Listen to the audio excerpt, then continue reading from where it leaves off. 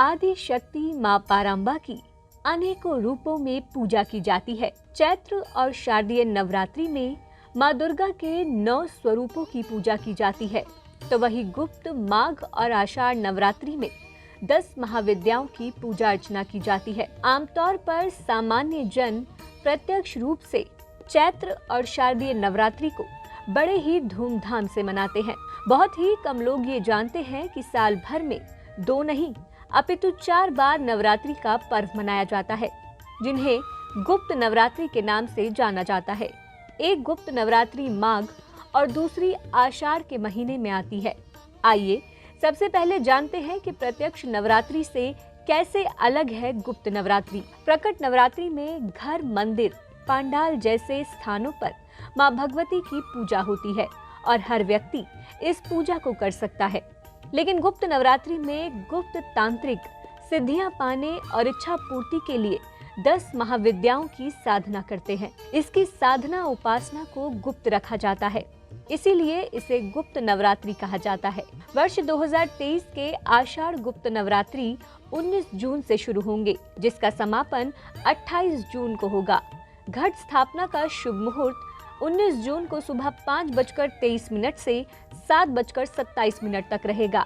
इसके अलावा यदि आप चाहें तो इसी दिन अभिजीत मुहूर्त में सुबह 11:55 से दोपहर 12:50 तक के बीच भी घट स्थापना कर सकते हैं। गुप्त नवरात्रि को खास तौर पर विशेष मनोकामना पूर्ति और सिद्धियां पाने के लिए मनाया जाता है। गृहस्थ जीवन वालों को इस नवरात्रि में देवी की सात्विक पूजा ही करनी चाहिए।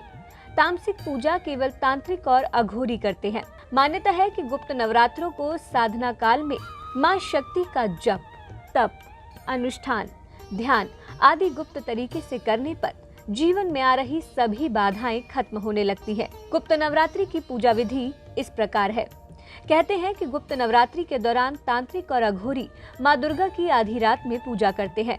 सामान्य जन माँ दुर्गा की प्रतिमा या मूर्ति स्थापित कर लाल रंग का सिंदूर और चुनरी अर्पित करे।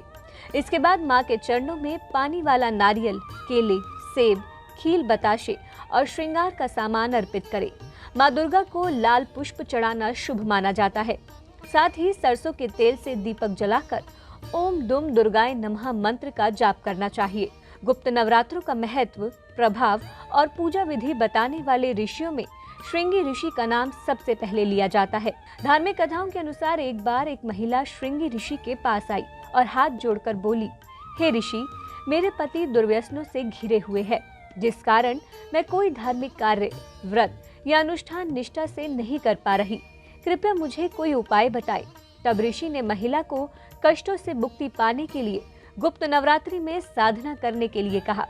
ऋषिवर ने गुप्त नवरात्रि में साधना की विधि बताते हुए कहा कि इससे तुम्हारा पति सन्मार्ग की तरफ बढ़ेगा और तुम्हारा पारिवारिक जीवन खुशियों से भर जाएगा।